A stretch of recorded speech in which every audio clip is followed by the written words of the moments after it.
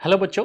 तो आज हम देखने जा रहे हैं वर्क पावर एनर्जी के क्वेश्चंस। ठीक है, तो 2023 जेई मेंस में दोनों सेशन मिला के जितने भी क्वेश्चन आए थे वर्क पावर एनर्जी के वो सारे क्वेश्चंस हम यहाँ पे देखने जा रहे हैं। चलिए शुरू करते हैं। क्वेश्चन नंबर फर्स्ट क्या बोल रहा है भाई? Identify the correct statement from the following. ठीक है, तो 5 यहाँ पे स्टेटमेंट दिए गए हैं, हमें करेक्ट बताना है। चलिए पहला देखते हैं। Work done bye a man in lifting a bucket out of a well by means of a rope tied to a bucket is negative। तो ये गलत स्टेटमेंट है। क्यों गलत स्टेटमेंट है? क्योंकि देखो बकेट को जब ऊपर खींचेगा ना बेटा, तो इस पे फोर्स भी तो ऊपर की तरफ लगा रहा है और इसका डिस्प्लेसमेंट भी ऊपर की तरफ है, तो फोर्स डॉट डिस्प्लेसमेंट दोनों का डॉट प्रोडक्ट कैसा आएगा? पॉजिटिव आएगा। ठीक है, तो ये वाला तो फॉल्स हो गया। Second, work done by gravitational force in lifting a bucket out of a well by a rope tied to a bucket is negative. ये सही है। क्यों? क्योंकि देखो ग्रेविटेशनल फोर्स तो mg नीचे लगेगा और इसका डिस्प्लेसमेंट ऊपर की तरफ, तो दोनों opposite. F dot S angle 180 degree, तो ये नेगेटिव आ जाएगा, यानी कि ये वाला स्टेटमेंट सही बोल रहा है। C, work done by friction on a body sliding down an inclined plane is positive. गलत बात है। ठीक है, पॉजिटिव थोड़ी होता है। बॉडी ऐसे स्लाइड कर रही है तो डिस्प्लेसमेंट ऐसे, फ्रिक्शन तो पीछे लगेगा काइनेटिक एफ आर के। हाँ है ना? तो यहाँ पे वर्क डन नेगेटिव आएगा, ये बोला है पॉजिटिव, इसका मतलब ये भी गलत है। D, work done by an applied force on a body moving on a rough horizontal plane with a uniform velocity is 0। ठीक है, तो यूनिफॉर्म वेलोसिटी के साथ मोशन कर रहा है। ठीक है, तो अप्लाइड फोर्स के द्वारा वर्क डन बोला है कि 0 होगा। नहीं, अगर सरफेस रफ है ना बेटा, समझना, एक ब्लॉक है, मान लो ऐसे F लगाया, रफ सरफेस है तो फ्रिक्शन लगेगा म्यू, कितना लगेगा भाई friction? Mu m g, mu m g. अच्छा, ये कांस्टेंट वेलोसिटी से मोशन कर रहा है with a uniform velocity. Uniform velocity है, इसका मतलब कि फ्रिक्शन की वैल्यू किसके बराबर हो जाएगा? F is equal to mu m g. बात समझ में आ रही है क्या? अच्छा, इसका डिस्प्लेसमेंट आगे कांस्टेंट वेलोसिटी से आगे जा रहा है, तो फोर्स इनटू डिस्प्लेसमेंट, इस अप्लाइड फोर्स के द्वारा जो वर्क आएगा ना वो पॉजिटिव आएगा, 0 नहीं आएगा। फ्रिक्शन के द्वारा वर्क कैसा आएगा? फ्रिक्शन इधर, डिस्प्लेसमेंट आगे, तो फ्रिक्शन के द्वारा वर्क नेगेटिव आएगा। अच्छा, टोटल अगर वर्क बोलता ना, टोटल वर्क डन, तो वो 0 आता।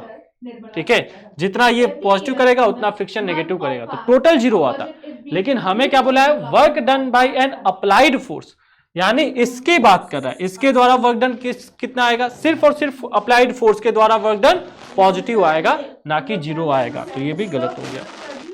Next, work done by air resistance on oscillating pendulum is negative. बिल्कुल सही बात है भाई। जब पेंडुलम इधर जाएगा तो इस पे फ्रिक्शन रेजिस्टेंस, एयर रेजिस्टेंस लगेगा इधर की तरफ, तो फोर्स, एयर रेजिस्टेंस का फोर्स वेलोसिटी के अपोजिट होता है, तो फोर्स इनटू डिस्प्लेसमेंट नेगेटिव। और यही जब ब्लॉक, यही बॉब जब इधर जा रहा होगा तो फोर्स इधर, सॉरी फ्रिक्शन, एयर रेजिस्टेंस इधर लगेगा और वेलोसिटी डिस्प्लेसमेंट इधर, एफ एयर रेजिस्टेंस इधर, पहले एफ एयर रेजिस्टेंस इधर था, डिस्प्लेसमेंट एस इधर की तरफ। अभी भी एंगल 180 है। बात समझ में आ रही है क्या? तो अभी भी वर्क डन कैसा होगा? नेगेटिव ही होगा, और यहां पे भी नेगेटिव बोल रहा है, इसका मतलब ये स्टेटमेंट ट्रू है। तो इसका आंसर आ जाएगा B and E. B and E यानी कि second option. I hope you understood it well. Clear? चलिए नेक्स्ट क्वेश्चन की बात करते हैं बेटा। नेक्स्ट क्वेश्चन क्या बोला है? A truck and a car moving with the same kinetic energy are brought to rest by applying brakes which provide equal retarding force. Both comes to rest in equal distance. तो क्या दोनों equal distance पे rest पे आएंगे? हमें ये पूछा गया है। तो यार एक बात बताओ, हमें क्या ये पता है क्या बेटा? हमें क्या ये पता है क्या? Work done by all forces is equal to delta K.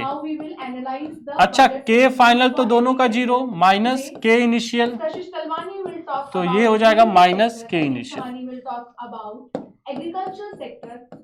अच्छा, ये वर्क होगा क्या? रिटार्डिंग फोर्स वर्क होता है force dot displacement F dot S. अब समझना, दोनों की काइनेटिक एनर्जी इनिशियल तो सेम दे रखी है, हाँ या ना? दोनों का रिटार्डिंग फोर्स भी सेम दे रखा है, तो जाहिर सी बात है अगर ये और ये सेम है तो दोनों का जो डिस्प्लेसमेंट होगा वो भी सेम ही आएगा। तो जो पहला स्टेटमेंट बोल रहा है ना ये ट्रू है। Clear? Second, a car moving towards east takes turns and move towards north. तो पहले ईस्ट की जगह जा रहा था, फिर चला गया नॉर्थ में, ठीक है। The same speed remain unchange. अच्छा, स्पीड चेंज हो रही है, v से इधर जा रहा था, v से इस डायरेक्शन में जाने लगा।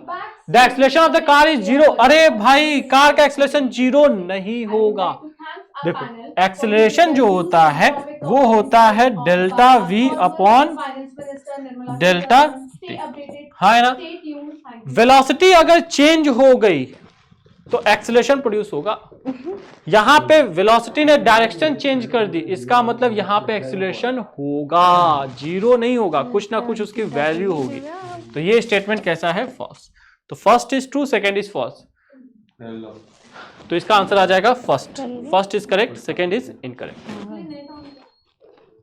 Next, the ratio of power of two motor is 3 root x upon root x plus 1 that are capable of raising 300 kg of water in 5 minutes and 5 kg of water in 2 minutes respectively from a well of 100 meter deep. Okay, the value of x. ठीक है भाई, देख लेते हैं। तो पहले तो power की बात कर रहा है ना बेटा, पावर। तो ये हो जाएगा वर्क अपॉन टाइम, यानी कि mgh अपॉन टाइम, हाँ है ना? अरे हाँ है ना? m1 g1। अच्छा, h तो दोनों के लिए क्या है भाई? सेम। p1 P2 कितना हो जाएगा? M2 G H upon T2। दोनों को डिवाइड कर दो, P1 upon P2 is equal to M2, GH से GH कट जाएगा, ठीक है। अब ये हो जाएगा M1 अपॉन T1, ठीक है। T2 ऊपर चला जाएगा और नीचे आ जाएगा M2। M1 कितना है भाई? M1 है बेटा 300 kg इंटू T2 कितना है? T2 है 2 मिनट। T1 कितना है? T1 है 5 मिनट। M2 कितना है? M2 है 50 kg। तो ये हो जाएगा 12 अपॉन 5। अब इसको 12 अपॉन 5 को इस फॉर्मेट में लिखना है। देखो यार, 3 इंटू एक्स रूट एक्स है, तो 3 इंटू यहाँ पे 4 होता तभी तो 12 बनेगा, यानी कि x की वैल्यू 16 होनी चाहिए। तो इसको लिख सकता हूं, इसको लिख रहा हूं 3 into root 16 upon root 16 plus 1। देखो मैच कर रहा है क्या? 3 इंटू 4 12 हो गया, और रूट 16 यानी कि 4 प्लस 1 5, तो 5 आ जाएगा, हाँ या ना? तो x की वैल्यू कितनी आ जाएगी? x की वैल्यू आ जाएगी इसकी 16, यानी कि फर्स्ट ऑप्शन। क्लियर? चलिए नेक्स्ट क्वेश्चन क्या बोल रहा है भाई? Two bodies are having kinetic energy ratio this. Okay, if they have same linear momentum, momentum दोनों का सेम है, the ratio of their masses, अरे बहुत आसान। तो ये काइनेटिक एनर्जी होता है ना, ये होता है p स्क्वायर अपॉन 2m, हाँ है ना? k1 अपॉन k2 की अगर हम बात करें तो ये हो जाएगा p square upon 2m1 p square upon 2m2। Sir p लिखा है दोनों जगह, हाँ, क्योंकि दोनों का लीनियर मोमेंटम सेम दे रखा है, इसीलिए दोनों जगह p यूज किया है। इससे ये कट गया, 2 से 2 कट गया, तो ये हो जाएगा m2 अपॉन m1, हाँ।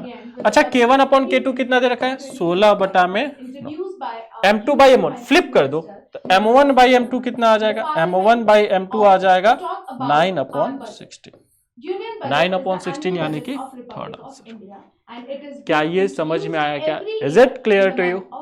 चलिए नेक्स्ट क्वेश्चन की बात कर लेते हैं बेटा। नेक्स्ट क्वेश्चन क्या बोल रहा है? A spherical body of mass 2 kg starting from rest acquires a kinetic energy of 10,000 joule at the end of 5 seconds. Okay, the force acted on the body is, तो यार काइनेटिक एनर्जी कितनी होगी? Half m v square, half m v square is equal to 10,000। Half m की value कितनी है बेटा? 2 into v square is equal to 10,000। Cut गया, v की वैल्यू यहां से आ जाएगी, अंडर रूट लूंगा तो ये आ जाएगा 100 मीटर पर सेकेंड, हाँ है ना। अच्छा रेस्ट से स्टार्ट हो रहा है, रेस्ट से, तो इक्वेशन ऑफ मोशन यूज कर सकता हूं क्या, v is equal to u plus a t. Final velocity इसकी 100 हो गई, इनिशियल वेलोसिटी रेस्ट से तो 0 प्लस एक्सीलरेशन a इंटू कितने टाइम में हो गई बेटा, कितने टाइम हो गई, eight the end of 5 second, यानी कि 5 सेकेंड। एक्सीलरेशन की वैल्यू यहां से आ जाएगी 20 मीटर पर सेकेंड स्क्वायर। हाँ है ना।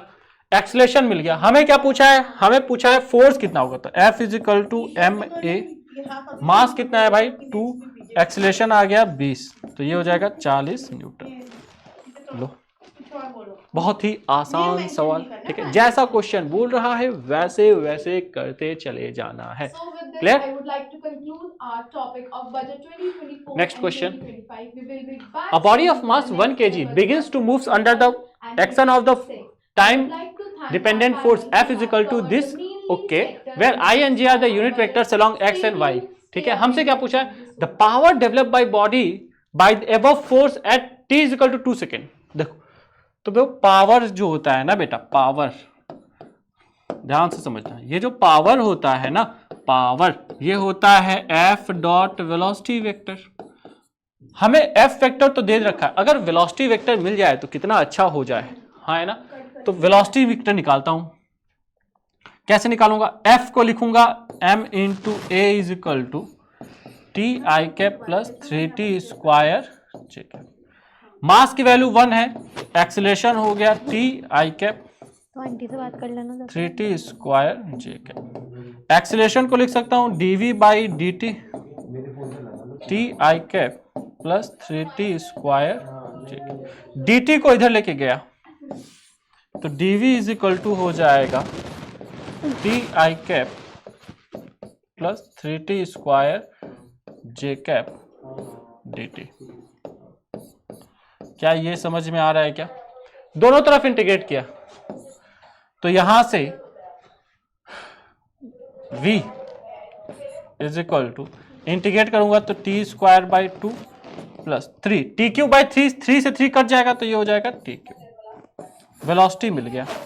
अच्छा ये आएगा आई कैप, ये आ जाएगा जे कैप। तो v वेक्टर निकालना है, कब निकालना है बेटा, t is equal to 2 second पे वेलोसिटी कितनी होगी, तो यहां पे 2 पुट करो तो 4/2 यानी कि 2 आई कैप प्लस 2 दूना के 4 दूना के 8 जे कैप। वेलोसिटी आ गई इतनी। अच्छा t इक्वल टू 2 पे फोर्स वेक्टर कितना होगा, तो F वेक्टर होगा 2 सेकेंड रखो तो ये हो जाएगा 2 आई कैप प्लस 2 इंटू 2 4 इंटू 3 12 जे कैप। तो हमें फोर्स वेक्टर भी मिल गया t इक्वल टू 2 सेकेंड पे, हमें वेलोसिटी वेक्टर भी मिल गया t इक्वल टू 2 सेकेंड। तो क्या हमें पावर भी मिल जाएगा क्या, हाँ। इन दोनों का डॉट प्रोडक्ट, इन दोनों का डॉट प्रोडक्ट कैसे लेंगे, इन दोनों का डॉट प्रोडक्ट कैसे लेंगे भाई, डॉट प्रोडक्ट कैसे लेंगे, कोफिशिएंट्स को मल्टीप्लाई कर दो, i का i के साथ, j का j के साथ, तो 2 इंटू 2 4 प्लस 12 इंटू 8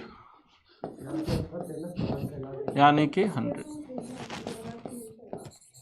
क्या ये समझ में आया क्या, is it clear to you, क्या ये क्लियर है क्या। चलिए आगे बढ़ते हैं बेटा। Next question, an object of mass m initially at rest on a smooth, okay smooth surface है भाई, the force F is equal to 2 newton act करता है, in the process its linear motion, the angle theta as shown in figure between the direction of force and horizontal, horizontal और force के बीच में जो angle है वो है थीटा, ठीक है। Varies as theta is equal to k x, यानी कि जैसे जैसे ये आगे जाएगा theta is equal to k x, तो ये थीटा बढ़ेगा क्योंकि देखो एक्स बढ़ेगा ना, ये एक्स बढ़ेगा और थीटा एक्स पे डिपेंड कर रहा है तो ये एंगल भी बढ़ेगा, okay. Where K is the constant and X is the distance covered by the object from its initial position, okay. The expression of kinetic energy of the object will be E is equal to n by K sine theta, the value of n, तो n की value पूछ रहा है, कोई बात नहीं भाई, इधर देखो यार, ये लगा F, ये रहा थीटा, तो ये वाला फोर्स हो जाएगा F cos थीटा, ऊपर वाला हो जाएगा F sin थीटा। अच्छा इसकी जो एक्सेलरेशन होगी A वो किसके बराबर होगी भाई, स्मूथ सरफेस है, तो F cos theta is equal to mass into acceleration.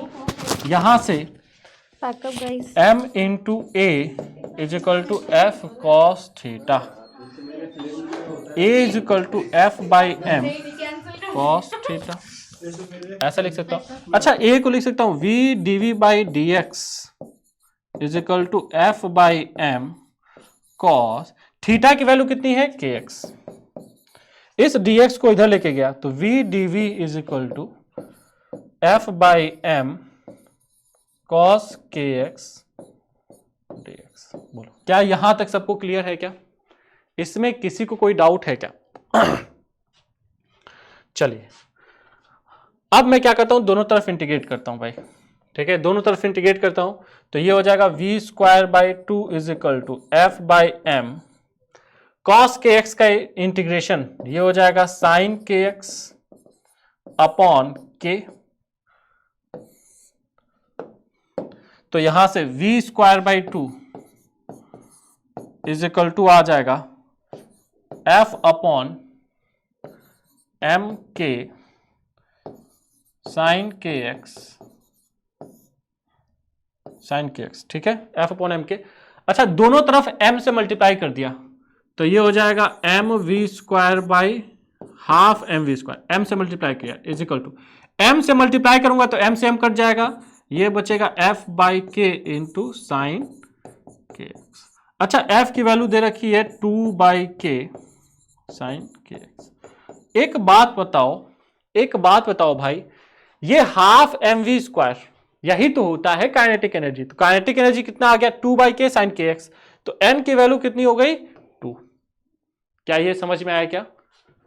चलिए, अच्छा यहां पे सर थीटा लिखा हुआ है, यहां पे तो के एक्स है। अरे theta is equal to k x given है भाई, कंफ्यूज नहीं होना है।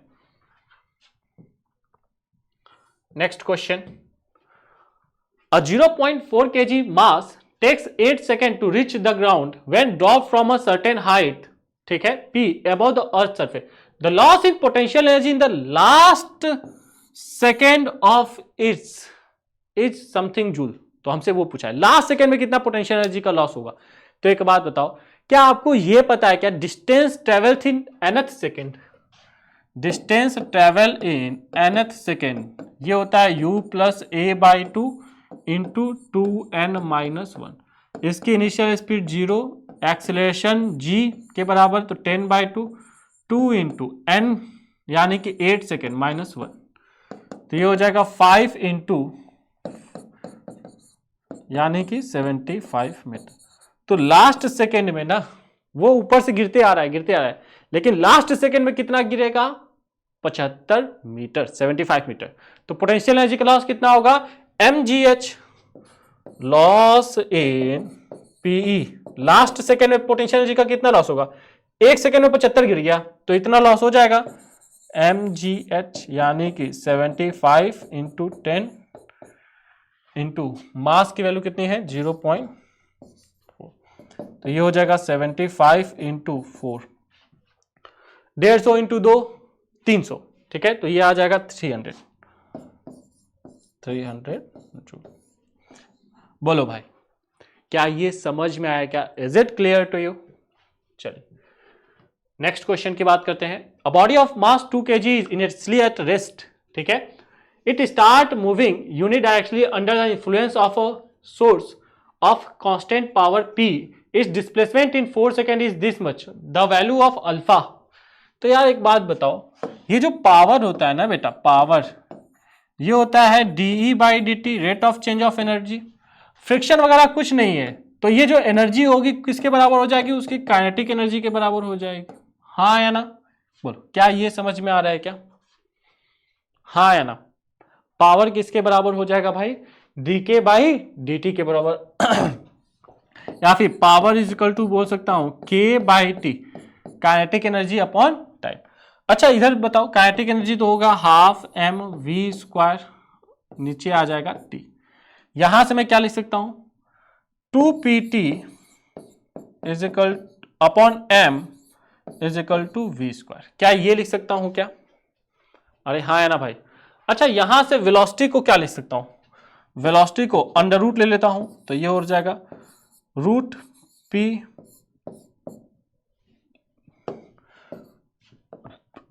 अंडर रूट 2p/m और यहाँ पे रूट t, ठीक है। इसके साथ नहीं लिख रहा हूं, इसको अलग लिख रहा हूं। ये हो जाएगा वेलोसिटी। अच्छा, इसको लिख सकता हूं dv/, ठीक है। हमें किसके साथ पूछा गया भाई? टाइम के साथ ना। तो वेलोसिटी को मैं लिख सकता हूं dx/dt is equal to root 2p/m t की पावर हाफ। dt को इधर लेके गया तो dx इज इक्वल टू हो जाएगा अंडर रूट 2p/m t की पावर हाफ dt। दोनों तरफ इंटीग्रेट किया, t इजकल टू 0 पे डिस्प्लेसमेंट पार्टिकल का 0, क्योंकि रेस्ट से स्टार्ट हो रहा है। t इजकल टू t पे पार्टिकल का जो डिस्प्लेसमेंट है वो है x। हाँ या ना भाई? तो यहां से x माइनस 0, तो ये हो जाएगा x इज इक्वल टू यहां पे रूट 2p/m। t की पावर हाफ का इंटीग्रेशन करना है, तो t की पावर हाफ प्लस 1 यानी कि 3 की पावर 3/2 डिवाइडेड बाय 3/2। अरे हाँ या ना भाई? तो x इज इक्वल टू ये हो जाएगा 2/2, ऊपर चला जाएगा 3 रूट 2p/m t की पावर 3/2। बोलो क्या ये समझ में आया क्या? x is equal to 2/3 root 2 root p upon m की वैल्यू कितनी है भाई? 2, तो नीचे आ जाएगा रूट 2। t की पावर 3/2 है, t की वैल्यू कितनी है? 4 सेकेंड। t की पावर 3/2, t की वैल्यू 4 की पावर 3/2। इसको मैं लिख सकता हूं 2 की पावर 2 इंटू 3/2। 2 की पावर 3 यानी कि 8, तो 8, तो यहां पे आ जाएगा 8। कट गया, ये हो जाएगा 16/3 रूट p। बोलो क्या ये समझ में आया क्या? तो इसको कंपेयर करो भाई। 1/3 अल्फा स्क्वायर की वैल्यू किसके बराबर है? 16 के बराबर। अल्फा स्क्वायर की वैल्यू है 16 के बराबर, तो अल्फा कितना आ जाएगा? 4। क्या ये समझ में आया क्या? Is it clear to all of you? चलिए, तो इसका आंसर आ जाएगा 4।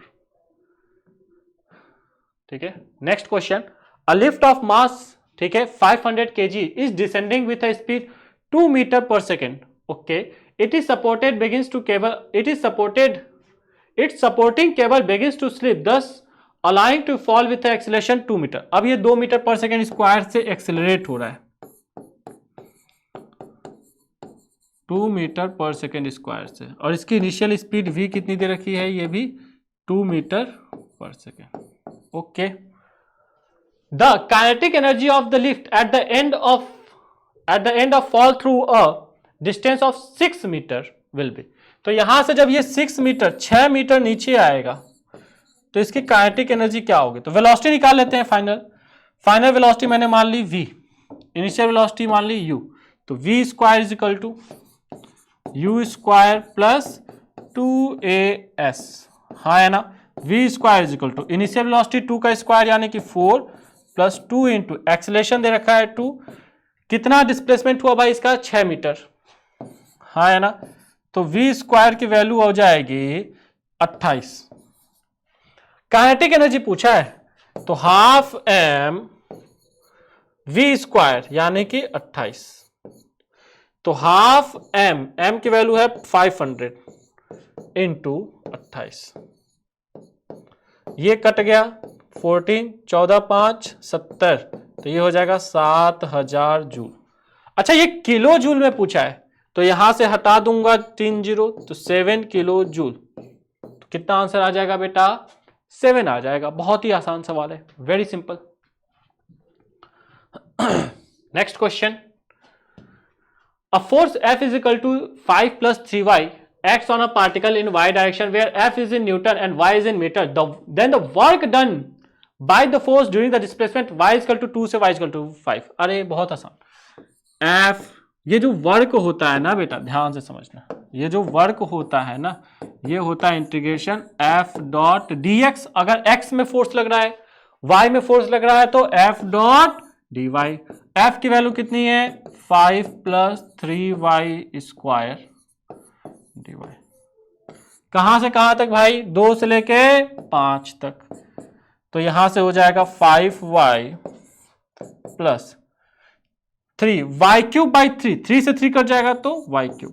लिमिट पुट कर दो 5 से लेके 2, 5 पुट करूंगा तो ये कितना हो जाएगा, 5 × 5 25 और ये 75 यानी कि 100 माइनस 2 पुट करूंगा तो 10 और ये 8 18। अरे हाँ या ना भाई, कुछ तो बोलो। 5 दूनी 10 और 8 18 तो ये कितना आ जाएगा, 82 आ जाएगा। क्या ये बात समझ में आई क्या? एक सेकेंड, ओह मिस्टेक, यहां पे मिस्टेक हो गई ना, कैलकुलेशन मिस्टेक। 5 पुट करूंगा तो 25 और 5 का क्यूब 125 होता है, तो 125 प्लस 25 यानी कि 150। 150 में से 18 जाएगा तो आ जाएगा 132, जो कि आपका आंसर है। अरे हाँ या ना भाई, देखो मेरे से कैलकुलेशन मिस्टेक हो गई, आपको नहीं करनी है, ठीक है। चलिए next question. A block is fastened to a horizontal spring, ठीक है। The block is pulled to a distance x = 10 centimetre from its equilibrium position. Okay, तो पहले यार कुछ ऐसा था सिस्टम,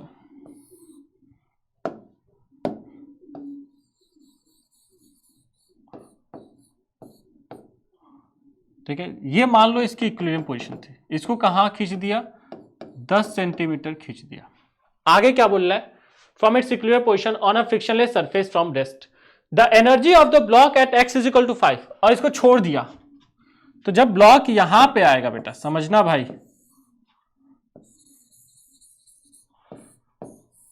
जब ब्लॉक यहां पे होगा 5 सेंटीमीटर पे, तो इस ब्लॉक की एनर्जी कितनी होगी ये पूछा गया है, हाँ है ना। तो यार देखो एनर्जी कंजर्वेशन कर सकते हैं क्या।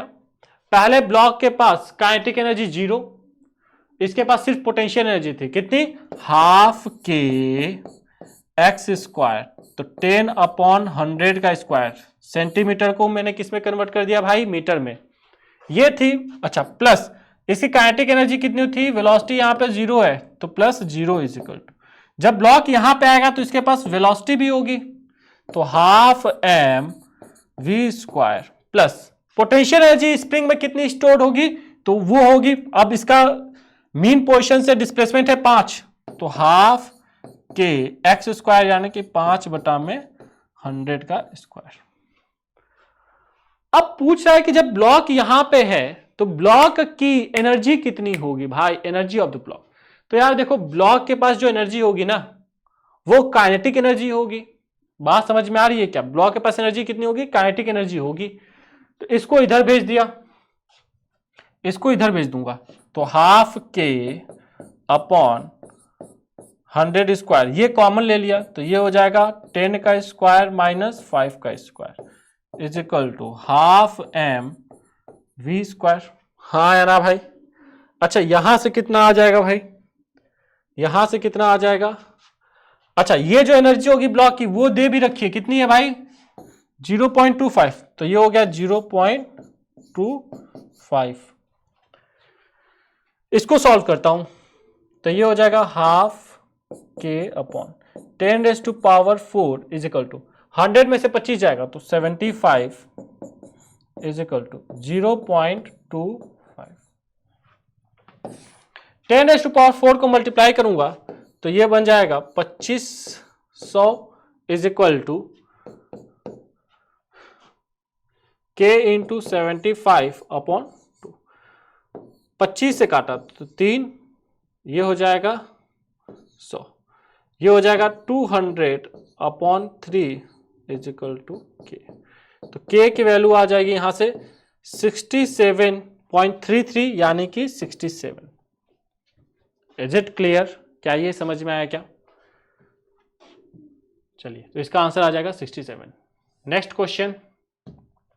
A particle of mass 10 gram moves in a straight line with retardation 2x, okay, where x is the displacement in SI unit, its loss in kinetic energy for the above displacement is 10/x⁻⁻n, the value of n = ठीक है। तो देखो यार retardation जो है ना ए, ये दे रखा है, ठीक है 2x। अच्छा इस a को लिख सकता हूं v dv by dx is equal to 2x, v dv is equal to लिख सकता हूं 2x dx, दोनों तरफ इंटीग्रेट किया। x इज इक्वल टू 0 पे इसकी वेलोसिटी v इनिशियल मान ली, x is equal to x पे इसकी जो फाइनल वेलोसिटी वो मैंने मान ली v फाइनल। तो ये हो जाएगा v स्क्वायर बाई 2, लिमिट कहां से v इनिशियल से लेके v final is equal to 2x square by 2, हाँ है ना। अच्छा यहां से क्या लिख सकता हूं भाई, इधर देखो, यहां से हाफ v फाइनल का स्क्वायर माइनस v इनिशियल का square is equal to x square आ गया। यार एक बात बताओ, अगर मैं m से गुणा कर देता हूं दोनों तरफ, तो m यानी कि 10/1000 केजी में कन्वर्ट कर लिया ना, तो ये कितना हो जाएगा,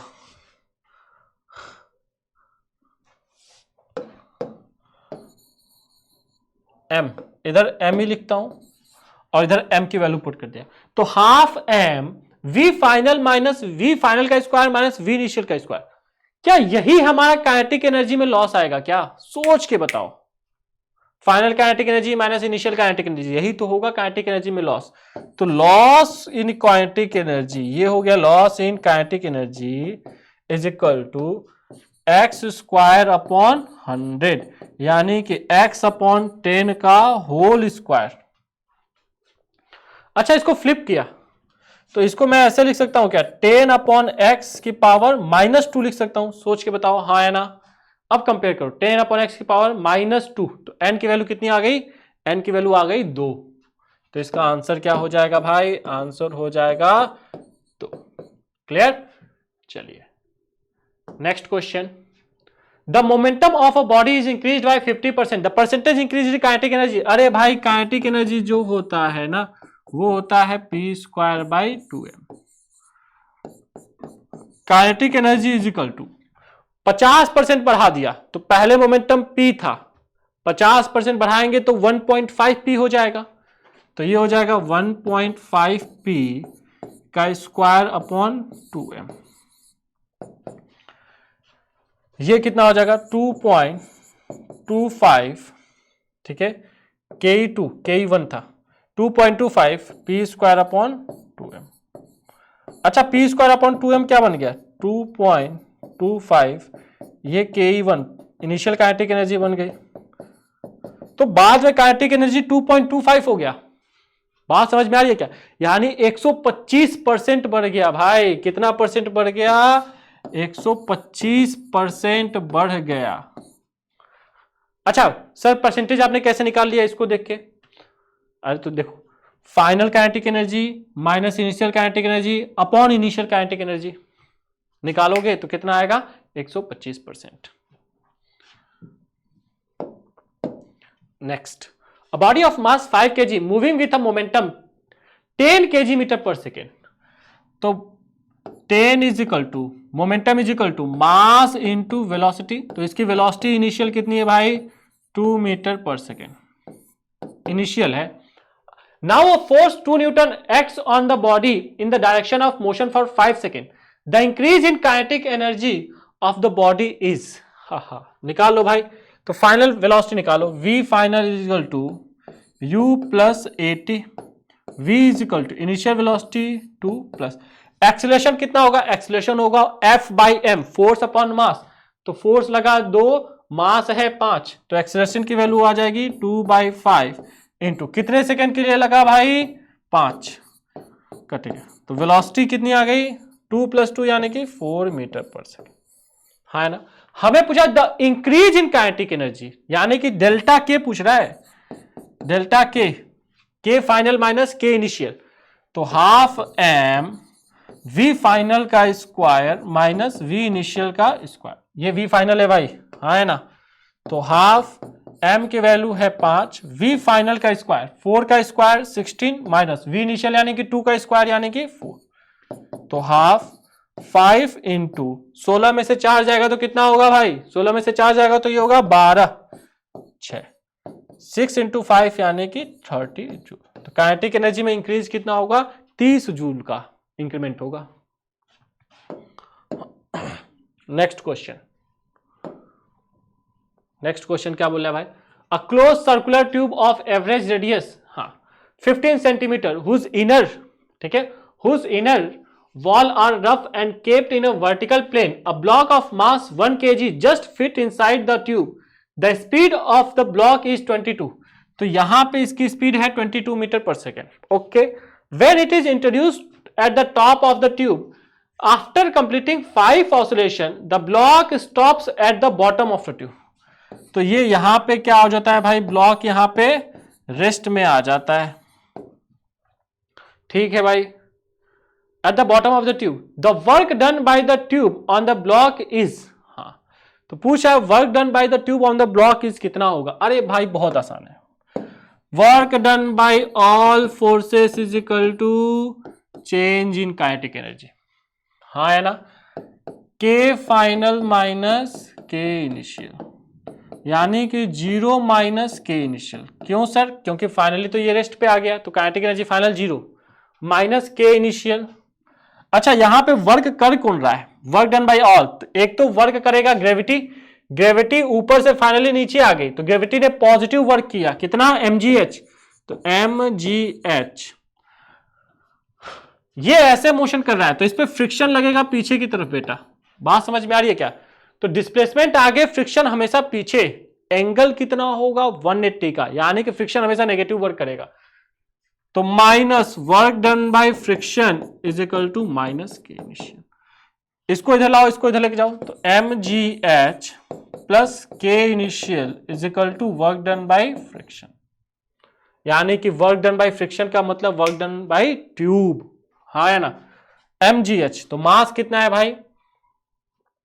1 kg, 1 इंटू जी की वैल्यू 10 इंटू हाइट, कितना नीचे आया फाइनली? ये 30 सेंटीमीटर, यानी कि 0.3 metre, plus half m1 v square 22 का स्क्वायर, तो 22 into 22 is equal to work done by friction. इसको काटो भाई, तो ये हो जाएगा 3 प्लस 11, 11 दूनी 22, 2 11 दूनी 22, 2 24, 242 प्लस 3 कितना हो जाएगा? 245। ये आ जाएगा work done by friction. Work done by friction यानी कि work done by tube basically. क्या ये क्लियर है क्या? Is it clear to all of you? फटाफट बता दो यार, आगे बढ़ें क्या? चलिए next question. If maximum load carried by an elevator is 1400 kg, okay, which is moving with a uniform speed, uniform speed दे रखा है भाई, and the friction force is acting on it 200 newton, then the maximum power used by motor. तो एक बात बताओ यार, देखो, एक तो इस पे वेट लग रहा है कितना? 1400 kg का वेट होगा 14000 न्यूटन, हाँ है ना, प्लस फ्रिक्शन भी लग रहा है भाई, फ्रिक्शन भी लग रहा है, कितना लग रहा है फ्रिक्शन? 2000 न्यूटन। तो टोटल फोर्स कितना नीचे लग रहा है इस अपोजिट? ये लग रहा है 16000 न्यूटन, यानी कि मोटर को इतना पावर जनरेट करना पड़ेगा कि वो इसको क्या करे? ओवरकम कर ले, हाँ है ना, कांस्टेंट वेलोसिटी। तो रस्सी में जो टेंशन होगा वो इसके बराबर होना चाहिए, बात समझ में आ रही है क्या? अच्छा, पावर हमसे पूछा है, तो पावर होता है F डॉट वेलोसिटी। तो फोर्स टोटल कितना लगाना पड़ेगा? 16000 इंटू वेलोसिटी कितना है भाई? 3 मीटर पर सेकेंड से ऊपर जा रहा है, तो 3, यानी कि 48,000। अच्छा, किलोवाट में पूछा गया है, तो ये हो जाएगा 48 किलोवाट। क्या ये समझ में आया क्या? Is it clear to you? Is it clear to you? चलिए, a force F is equal to 2 plus 3x I cap acts on a particle in x direction where F is in Newton, x is in meter. The work done by the force during the displacement. ऐसा question एक और पहले भी पूछा था, उसमें y direction में force दिया गया था, यहां पे x डायरेक्शन में फोर्स दिया गया है।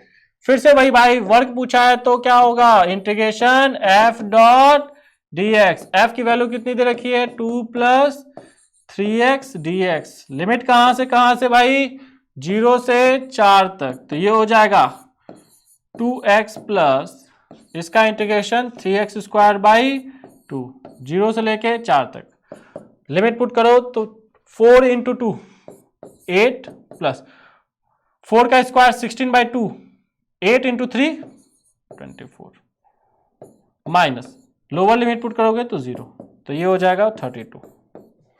अरे हाँ या ना भाई, जल्दी बता दो यार, तो ये 32 आ जाएगा।